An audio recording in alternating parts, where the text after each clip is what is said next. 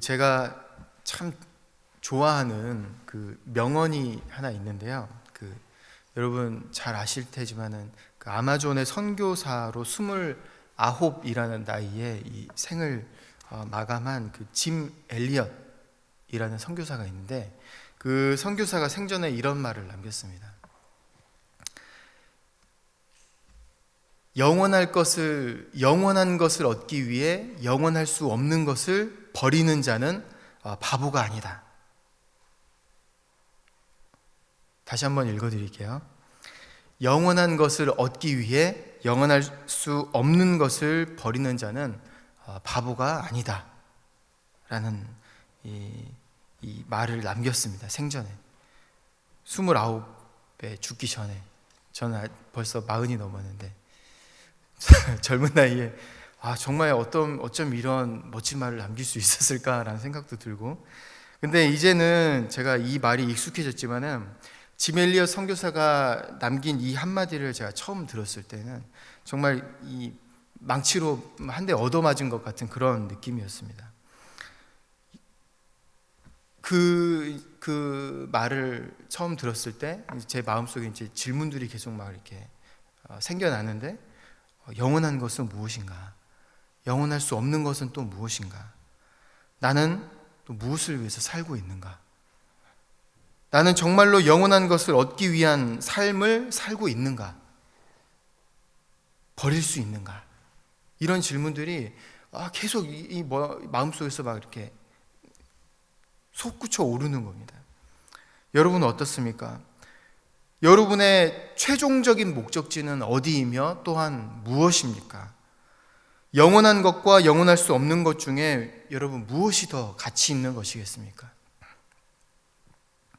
하나님의 나라 외에는 여러분 영원한 것이 없으며, 영원하신 하나님께서 주시는 영생보다 더 가치 있는 것은 이 세상에 없습니다. 여러분 부활을 믿으시죠? 아멘. 부활은 육에 속한 것이고, 그 육에 속한 것이 죽고 하늘에 속한 형체로 거듭나는 것입니다. 부활은 육에 속한 것이 아니라 육에 속한 것이 죽고 하늘에 속한 형체로 거듭나는 것이 부활인데, 이 부활은 두 가지 의미로 생각을 해볼 수 있습니다. 첫째로는 우리 육신이 죽고 이후에 우리 주 예수님께서 다시 오실 때 우리의 죽은 육신을 다시 살리시는 것, 이것을 우리가 부활이라고 알고 있습니다. 그런데 여러분 이런 생각도 듭니다. 하나님께서 마지막 날에 왜 굳이 흙으로 돌아간 육신을 부활시키시는가? 영혼이 하늘나라에 들어갔으면 그만이지 왜 굳이 육신을 부활시키는 것입니까? 여러분 어떻게 생각하십니까? 육신은 여러분 하나님께 속한 것입니까? 아니면 하나님께 속하지 않은 것입니까? 하나님께 속한 것입니다, 여러분. 육신 또한, 우리의 이 몸, 이 육신 또한 하나님께 속한 것입니다. 창세기를 여러분 한번 보십시오. 우리의 이 몸은 누가 창조했습니까? 하나님께서 창조하셨습니다. 하나님께서 손수 빚으셔서 창조하셨습니다. 이 육신은 또 무엇을 담고 있습니까? 하나님이 창조하시고 무엇을 그 코에 불어넣으셨죠? 생기를 불어넣으시니 생명이 된지라 라고 기록하고 있지 않습니까?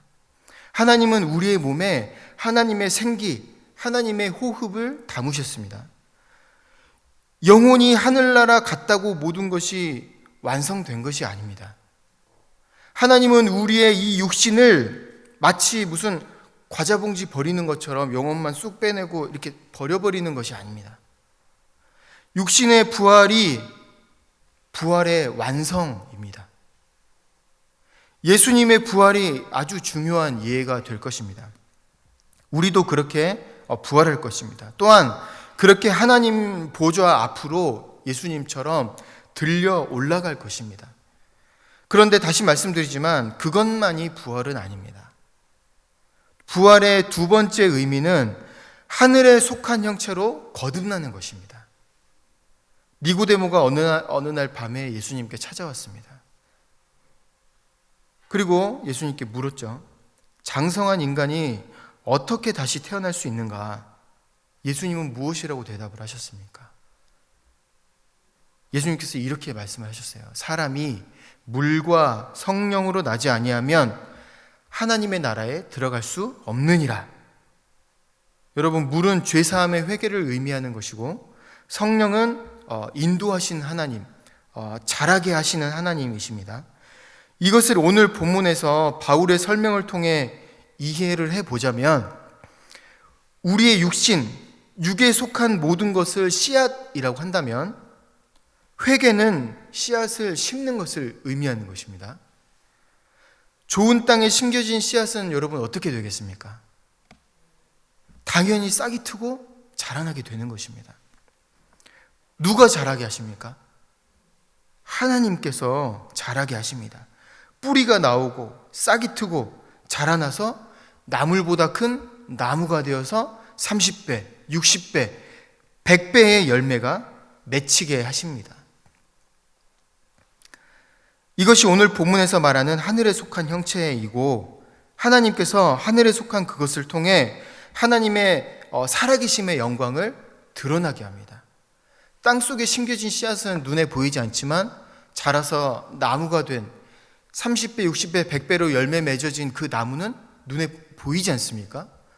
보여지게 되는 것입니다. 영광을 드러내는 것입니다. 여러분 아주 잘 알고 계시는 요한복음 3장 16절 말씀입니다. 하나님이 세상을 이처럼 사랑하사 독생자를 주셨으니 이는 그를 믿는 자마다 멸망하지 않고 영생을 얻게 하려 하심이라. 예수 그리스도를 믿는 자는 거듭난 자이고 또 영생을 얻은 자입니다. 거듭났다라는 것, 영생을 얻었다라는 것은 이미 그가 부활에 속해 있다라는 것을 의미합니다. 여러분 예수님 믿으시죠?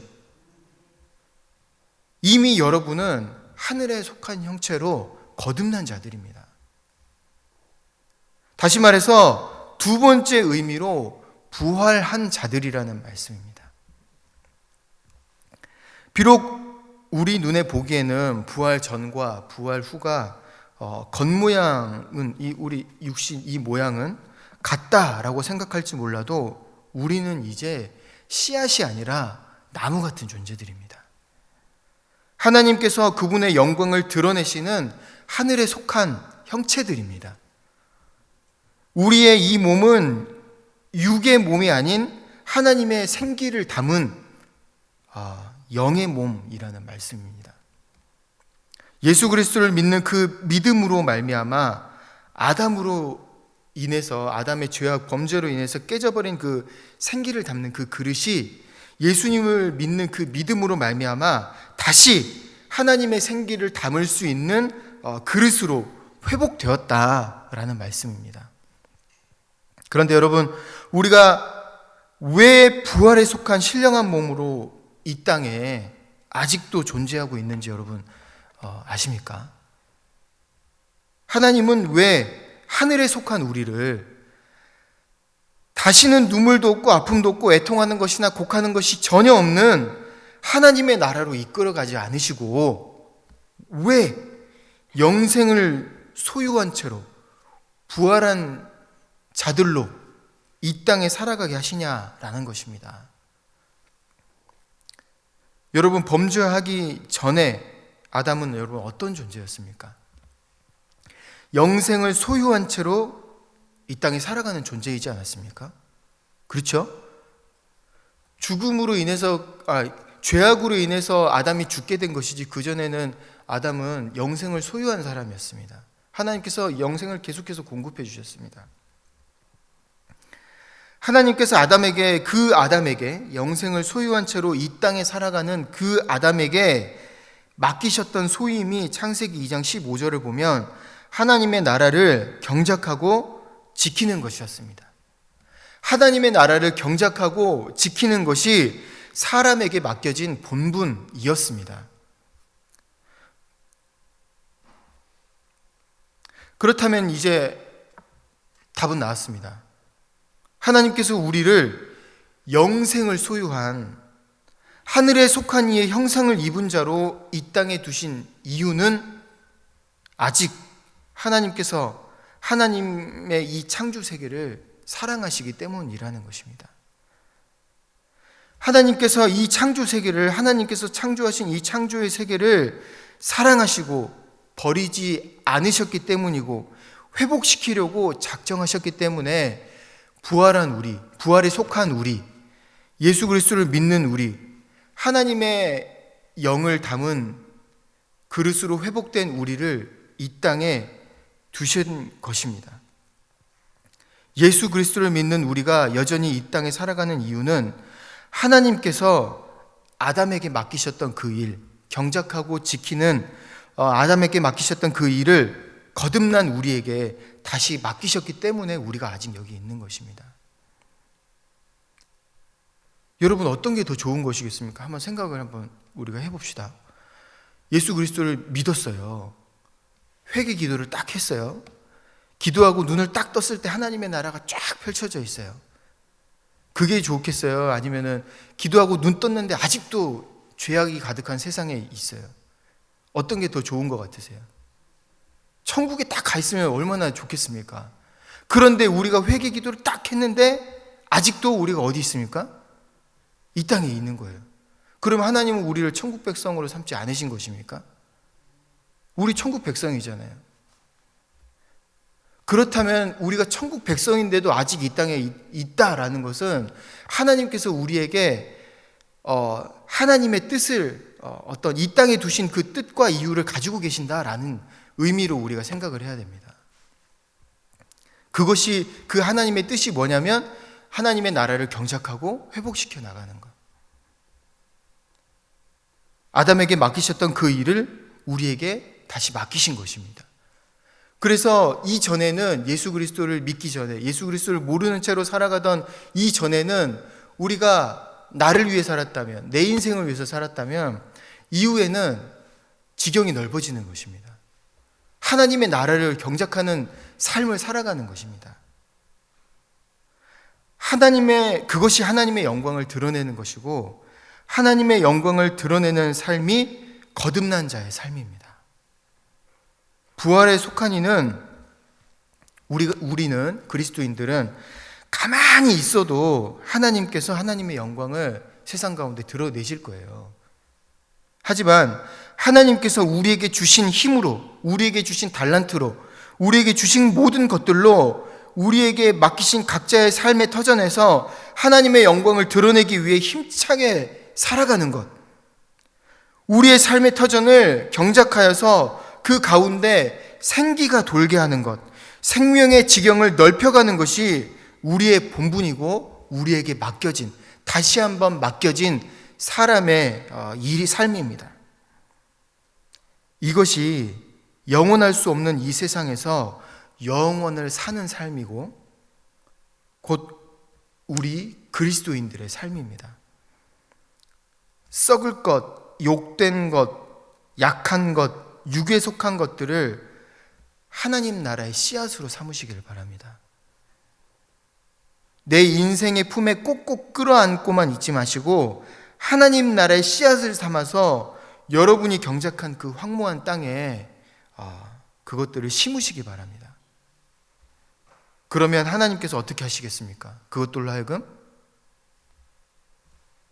썩지 아니할 것으로 다시 살아나게 하시고 영광스러운 것으로 다시 살아나게 하실 것이고 다시는 패배하지 않을 강한 것으로 다시 살아나게 하실 것이고 신령한 몸으로 하나님께 속한 거룩한 것으로 다시 살아나게 하실 줄 믿습니다.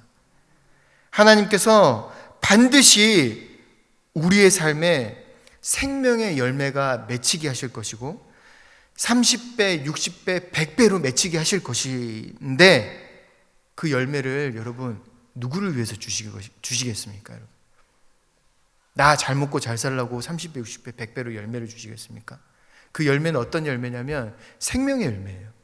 생명의 열매는 생명나무에 맺힌 그 열매 같은 그런 열매를 생각하시면 될 것 같은데 그 생명의 열매는 누가 먹어야겠습니까?